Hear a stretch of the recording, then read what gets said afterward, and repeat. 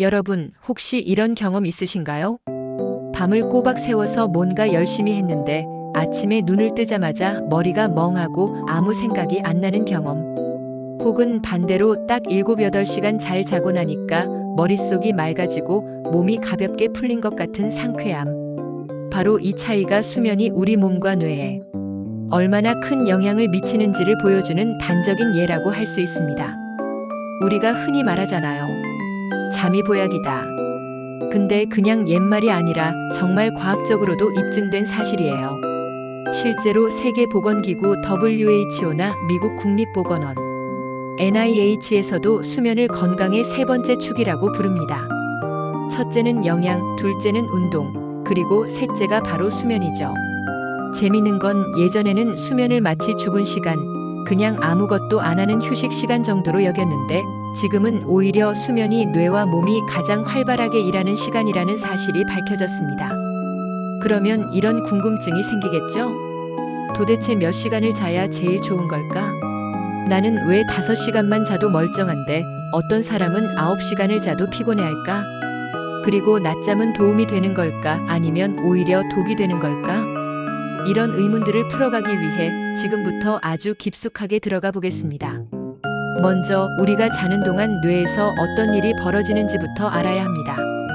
하버드 의대의 수면 연구센터에서 밝힌 바에 따르면 수면은 크게 렘 수면과 비렘 수면 두 가지 단계가 반복되면서 이루어집니다. 비렘 수면은 다시 얕은 잠과 깊은 잠으로 나뉘는데 깊은 잠에 들어갈수록 뇌파가 느려지고 신체는 완전히 휴식 상태에 들어가요.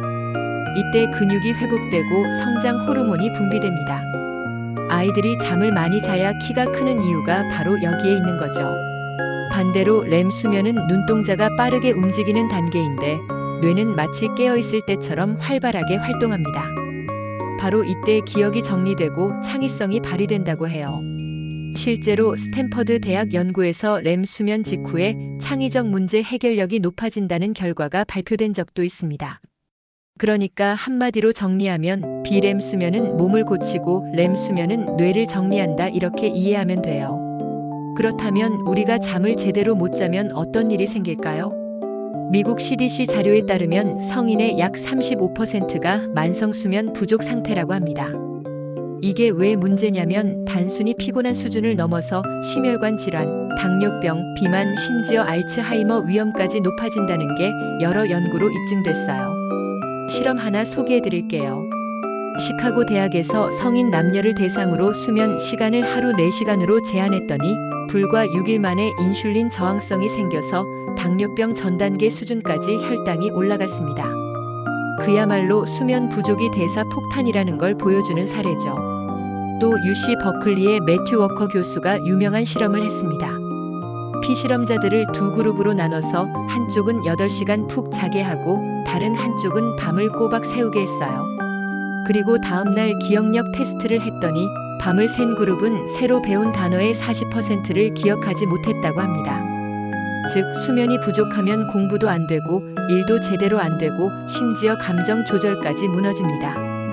괜히 잠을 못 자면 짜증이 늘고 별것 아닌 일에도 예민해지는 게 아니에요. 실제로 뇌에서 감정을 조절하는 편도체가 과도하게 활성화되면서 작은 자극에도 폭발적으로 반응하게 되는 거예요. 이제 가장 중요한 질문으로 들어가야겠죠. 도대체 몇 시간을 자야 건강한 수면이라고 할 수 있을까? 미국 수면재단 NSF에서는 연령대별 권장 수면 시간을 발표했는데요. 성인은 보통 7시간에서 9시간이 권장됩니다. 근데 이게 단순히 숫자 문제가 아니라 내 몸이 충분히 회복됐는지가 더 중요해요. 첫째, 어떤 사람은 유전자적으로 짧은 수면, 유전자를 갖고 있어서 대여섯 시간만 자도 멀쩡한 경우가 있습니다. 하지만 이건 극히 드뭅니다. 전체 인구의 1%도 안 된다고 해요. 그러니까 나는 5시간만 자도 괜찮아라고 말하는 사람 대부분은 사실 몸이 손상되고 있는데 그걸 못 느끼는 경우가 많습니다. 둘째, 반대로 9시간 이상 자도 피곤하다면 이건 수면의 질에 문제가 있을 가능성이 큽니다. 수면 무호흡증이나 깊은 잠으로 잘 넘어가지 못하는 상황이죠. 셋째, 중요한 건 규칙성입니다. 매일 일정한 시간에 자고 일정한 시간에 일어나는 게 몸의 생체 리듬을 안정시킵니다. 수면 연구자들은 이걸 수면 위생 슬리프 하이진이라고 부르는데 단순히 몇 시간을 잤느냐보다 더 중요할 때가 많습니다. 혹시 전 세계 유명 인사들의 수면 습관에 대해 들어보신 적 있나요? 예를 들어 테슬라와 스페이스X의 CEO 일론 머스크는 한때 하루 4~5시간만 자고 일했다고 합니다. 그런데 그는 나중에 이렇게 말했죠. 잠을 줄이면 일하는 시간이 늘어날 줄 알았는데 오히려 판단력이 흐려지고 실수가 많아졌다. 그래서 지금은 최소 6시간은 자려고 한다. 반대로 아마존의 제프 베이조스는 철저히 8시간 이상을 자는 편입니다. 그는 이렇게 강조했어요. 좋은 의사결정과 하루의 컨디션은 충분한 수면에서 시작된다. 이 두 사례만 봐도 알 수 있는 건 성공한 사람들도 수면을 대충 때우지 않는다는 점이에요. 자기 몸과 두뇌에 맞는 최적의 수면 시간을 찾는 게 핵심이죠. 토머스 에디슨은 잠을 시간을 낭비라고 생각했어요. 그는 하루 4~5시간만 자면서 전구와 여러 발명품을 만들었지만 말년에는 불면증과 피로로 건강이 크게 악화됐습니다. 반대로 아인슈타인은 하루 10시간을 자고 낮잠도 챙겼습니다. 그는 잠을 자면서 문제를 풀고 깨어나면 답을 얻는다고 했죠. 이 두 사례를 보면 억지로 잠을 줄이는 건 단기적 효율은 있을지 몰라도 장기적 건강과 삶의 질에는 치명적일 수 있다는 걸 알 수 있습니다. 그렇다면 세계 각국 사람들은 얼마나 자고 수면을 어떻게 활용할까요? 스페인 시에스타 문화가 발달했어요. 점심 후 낮잠을 자는 것이 일상적입니다. 이런 문화권에서는 밤에 조금 덜 자도 낮잠으로 보충하므로 평균적으로 컨디션이 안정적이에요. 일본과 한국 장시간 근무와 학업 스트레스 때문에 평균 수면 시간이 짧습니다. OECD 조사에서 한국인의 평균 수면 시간은 6시간 남짓으로 회원국 중 하위권이죠. 북유럽 겨울이 길고 낮 시간이 짧은 나라에서는 햇빛 부족 때문에 멜라토닌 분비가 변화하고 이에 따라 자연스럽게 수면 시간이 길어집니다. 미국 다양한 생활 패턴과 교대 근무 때문에 만성 수면 부족과 수면 불균형이 흔합니다. 이처럼 문화와 생활 환경에 따라 수면의 양과 질이 달라진다는 점도 중요합니다. 현대인에게는 수면 위기가 존재합니다. 스마트폰과 디지털 기기의 발달로 블루라이트 노출이 늘어나면서 멜라토닌 분비가 억제되고 밤 시간에 잠들기 어려운 사람들이 많습니다. 미국 수면재단 조사에 따르면 18에서 30세 젊은 층의 70% 이상이 자기 전 스마트폰 사용을 일상화하고 있다고 해요. 이게 반복되면 생체 리듬이 깨져 주말에 늦게 자고 늦게 일어나며 소셜 제트랙 현상이 생깁니다. 이뿐만 아니라 교대 근무, 야간 근무도 큰 문제입니다. 간호사, 경찰, 운전기사 등 직업 특성상 밤에 일하고 낮에 자는 사람들은 심혈관 질환, 당뇨병, 비만, 우울증 위험이 높다는 연구 결과가 수없이 많습니다. 예를 들어 독일 뮌헨 대학 연구에 따르면 평일과 주말 기상 시간이 2시간 이상 차이 나는 사람은 그렇지 않은 사람보다 비만, 당뇨, 심혈관 질환 위험이 크게 증가했다고 합니다. 즉, 수면 부족과 불규칙은 단순히 피로를 넘어 건강 전체에 위협이 됩니다. 그럼 현대인이 부족한 수면을 보완할 방법은 무엇일까요? 몇 가지 실용적인 팁을 소개합니다. 첫째, 낮잠 활용입니다. 낮잠은 단 20분에서 30분만으로도 피로 회복과 집중력 향상에 큰 도움이 됩니다. 단 1시간 이상 자면 깊은 수면 단계로 넘어가 오히려 기상 후 멍한 상태가 되므로 주의하세요. 둘째, 커피냅 활용입니다.